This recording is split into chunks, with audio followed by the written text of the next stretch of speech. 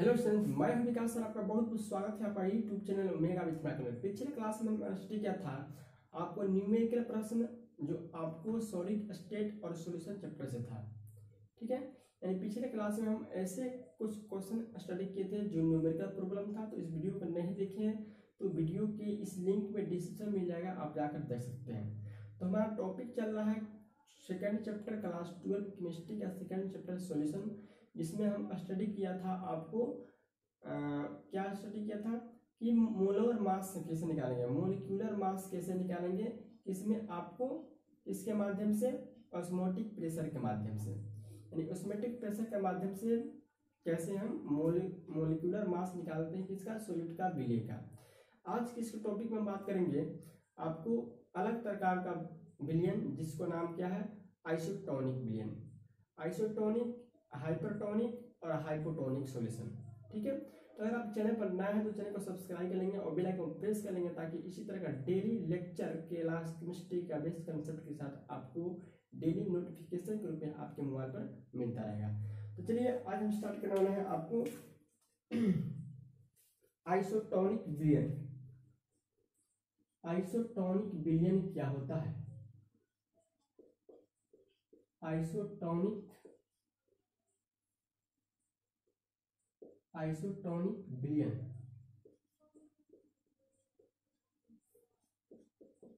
Isotonic solution. Clear? Isotonic solution क्या होता है? आइसोटोनिक सॉल्यूशन क्या होता है कि समान ताप पर जिन विलयनों का, समान ताप पर जिन विलयनों को प्रासरणिक दाब क्या होता है, समान होता है, वे आइसोटोनिक सॉल्यूशन कहलाते हैं। यानी कि टेम्परेचर भी सेम हो, यानी कांस्टेंट टेम्परेचर या टेम्परेचर सेम हो यदि किसी सॉल्यूशन के लिए, तो उनका उस सॉल्यूशन का अगर ऑस्मोटिक प्रेशर भी क्या है, अगर सेम है, तो उसको हम क्या कहते हैं, उस तरह के सॉल्यूशन को क्या कहते हैं, आइसोटोनिक सॉल्यूशन। क्या कहते हैं?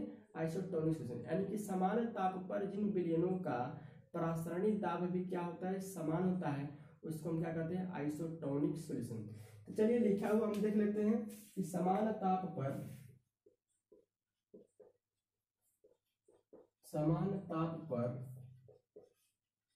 जिन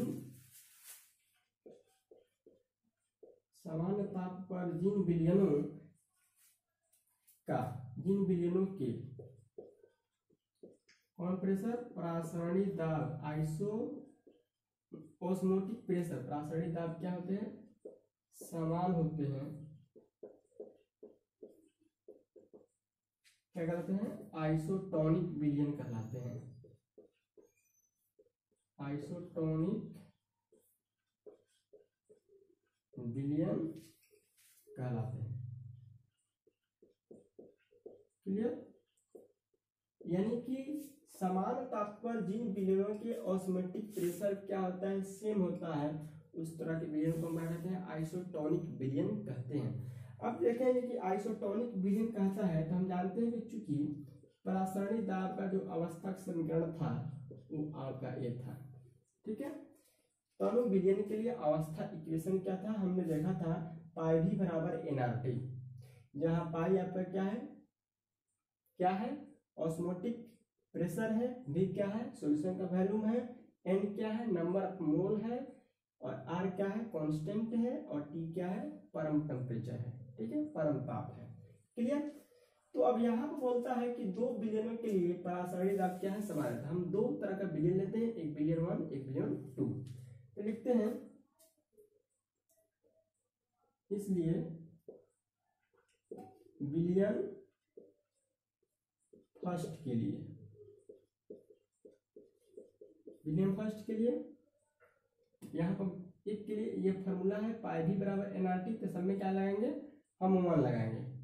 तो पाई 1 बराबर v1 बराबर n1 RT।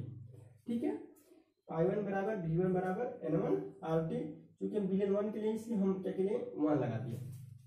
ठीक है, विलयन 2 के लिए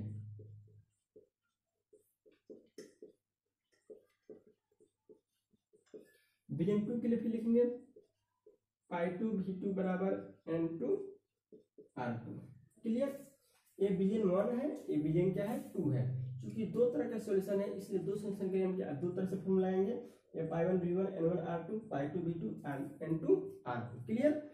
अब दिया है चूंकि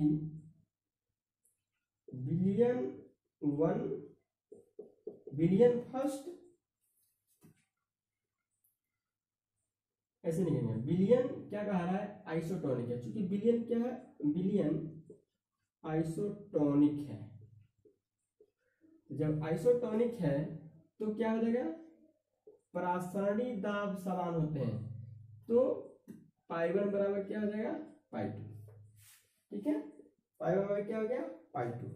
चूंकि बिलियन दोनों क्या है परासरणी है, परासरणी दाब क्या है समान है, आइसोटोनिक होगा तो परासरणी दाब क्या होगा समान होगा, तो इस तरह हो जाएगा पाई 1 बराबर क्या हो गया पाई 2। अब यहाँ पे हम इक्वेशन से क्या करेंगे डिवाइड करेंगे। ठीक है, तो इसको 1 मानते हैं, अगर इसको 2 मानते हैं तो n1 पाई 1 v1 बटा पाई 2 v2 n1 r2 rt बटा n2 rt। क्लियर, ये आपका क्या हो गया कट गया। ठीक है, ए आर टी क्या होगा, मतलब इस इक्वेशन से क्या होगा डिवाइड हुआ तो ए वाला आर टी कट गया। अब यहाँ पे क्या बचा पाई 1 v1 पाई 1 v1 बटा पाई 2 v2 बराबर n1 n2। क्लियर। अब यह जो है इसके इक्वल है, यह जो इसके इक्वल है, तो हम यहाँ पर दोनों को किसी एक को सेम कर सकते हैं, तो इसको पाई 1 ही लिख सकते हैं, पाई 1 v1 बटा, और यह जो है यह इसके इक्वल है तो इसके जब हम यही लिख देते हैं, ये भी हो जाएगा पाई 1 लिख देते हैं v2, ये हो गया n1 n2। क्लियर, ये भी क्या हो जाएगा कट जाएगा, यानी हो गया v1 बट्टा v2 n1 बट्टा n2, या इसको हम ऐसे भी कर सकते हैं n1 बट्टा v1 बराबर n2 बट्टा v2। क्लियर, n1 है, n1 चला गया नीचे तो v1, ये चला गया ऊपर तो n2 बट्टा v2। ये आपका क्या आ गया इक्वेशन में n1 बट्टा v1 n2 बट्टा v2। क्लियर, यानी ये आपका फॉर्मूला हो गया किसके लिए आइसोटोनिक सॉल्यूशन के लिए। आइसोटोनिक सॉल्यूशन के माध्यम से अगर नंबर ऑफ मोल पता हो तो यहाँ पर पुट कर देंगे, और वैल्यू पता हो, 4 कांस्टेंट है, इसमें 3 चीज दिया रहेगा, एक चीज नहीं दिया हो, तो इस फार्मूले को हम सॉल्व करते हैं आइसोटोनिक सॉल्यूशन को। आइसोटोनिक सॉल्यूशन को हम इस फार्मूले के आधार पर क्या करते हैं सॉल्व कर सकते हैं। क्लियर। अब बात करेंगे हम नेक्स्ट टॉपिक आपका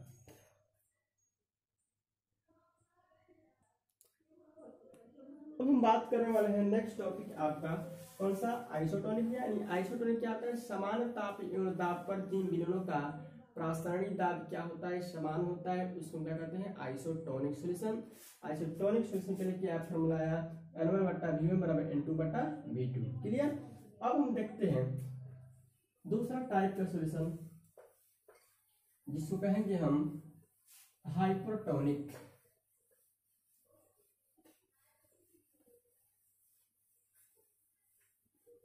कौन सा सॉल्यूशन हाइपरटोनिक सॉल्यूशन। अब आपका है सेकेंड नंबर में हाइपरटोनिक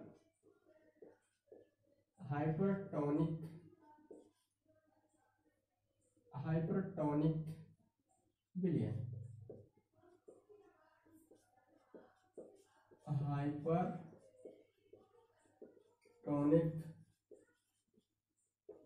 सॉल्यूशन। ठीक है, हाइपरटोनिक सॉल्यूशन क्या करता है, इसमें क्या होगा कि एक विलयन का परासरणी दाब दूसरे विलयन के परासरणी दाब से क्या होता है अधिक होता है। एक सॉल्यूशन का जो ऑस्मोटिक प्रेशर होता है दूसरे सॉल्यूशन के ऑस्मोटिक प्रेशर से क्या होता है ज्यादा होता है, उस तरह के सॉल्यूशन को क्या कहेंगे हाइपरटोनिक सॉल्यूशन। ऐसे कह सकते हैं कि वैसा विलयन जिसका परासरणी दाब दूसरे विलयन की अपेक्षा क्या हो ज्यादा होता है उसको कहते हैं हाइपरटोनिक विलयन कहलाता है। तो कहेंगे वैसा सॉल्यूशन ठीक है, जिसका परासरणी दाब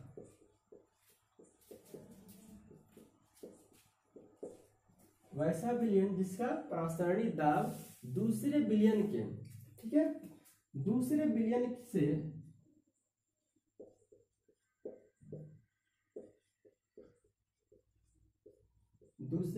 से क्या होता है, अधिक होता है, क्या कहलाता है, हाइपरटोनिक सॉल्यूशन कहलाता है,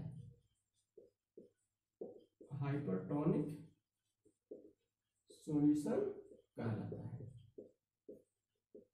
ठीक है, यानी कि दो सॉल्यूशन हो, दो सॉल्यूशन में अगर एक सॉल्यूशन दूसरे सॉल्यूशन की अपेक्षा अगर उसका ऑस्मोटिक प्रेशर क्या होगा, ज्यादा होगा, तो उसको उस प्रकार के सॉल्यूशन क्या कहेंगे, हाइपरटोनिक सॉल्यूशन। यानी हाइपरटोनिक सॉल्यूशन मतलब क्या होगा, एक सॉल्यूशन का ऑस्मोटिक प्रेशर दूसरे सॉल्यूशन के ऑस्मोटिक प्रेशर से क्या होता है, ज्यादा होता है, उस तरह के सॉल्यूशन का नाम क्या है, हाइपरटोनिक सॉल्यूशन। क्लियर। अब है आपका हाइपोटोनिक, हाइपोटोनिक हाइपोटोनिक विलयन, hypotonic solution, hypotonic solution. Hypotonic solution क्या कहता है, इसका अपोजिट है कि वैसा विलयन जिसका परासरणी दाब दूसरे विलयन के परासरणी दाब से क्या होता है, कम होता है। हाइपोटोनिक में क्या होता है, ज्यादा होता है, और हाइपोटोनिक में मतलब हाइपोटोनिक में क्या होता है, कम होता है। ठीक है, तो ऐसा हम लिख लेंगे कि यदि किसी विलयन का परासरणी दाब, यदि किसी विलयन का परासरणी दाब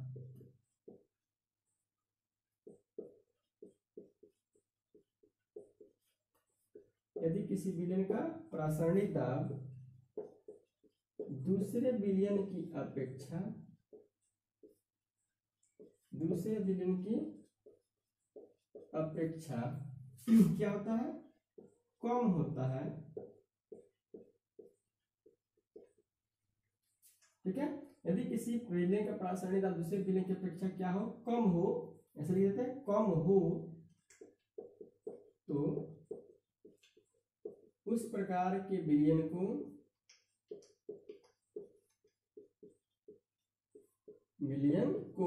क्या कहते हैं, हाइपोटोनिक सॉल्यूशन कहते हैं, हाइपोटोनिक सॉल्यूशन कहते हैं।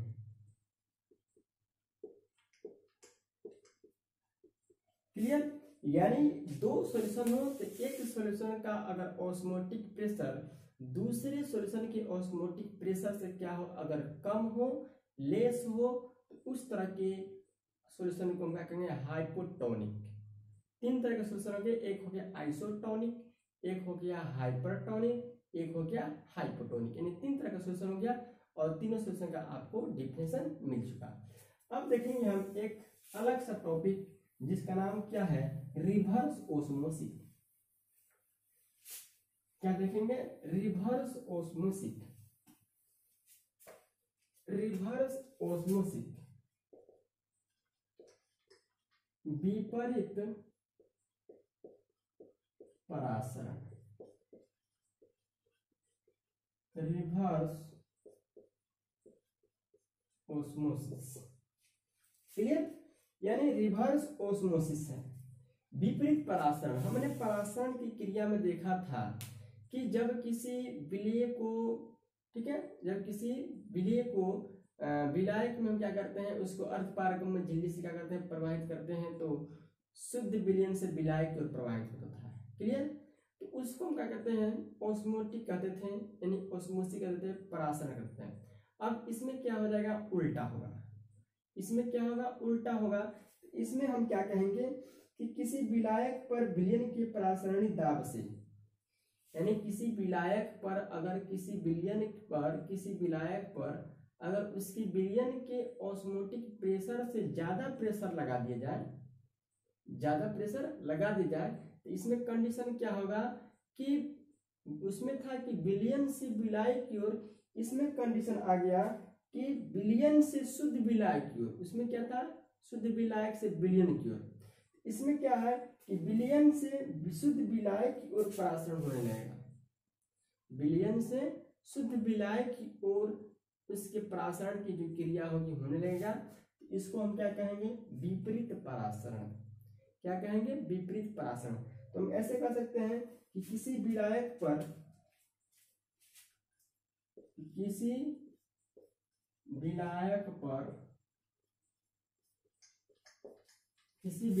पर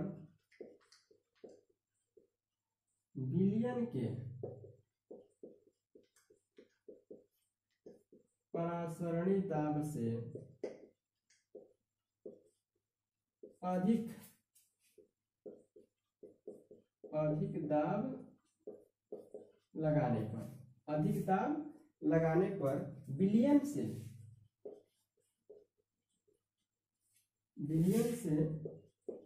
शुद्ध विलायक की ओर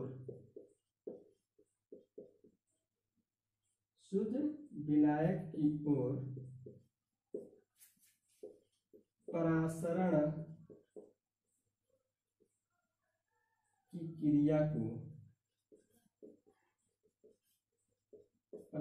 की क्रिया को क्या कहते हैं, विपरीत परासरण कहते हैं।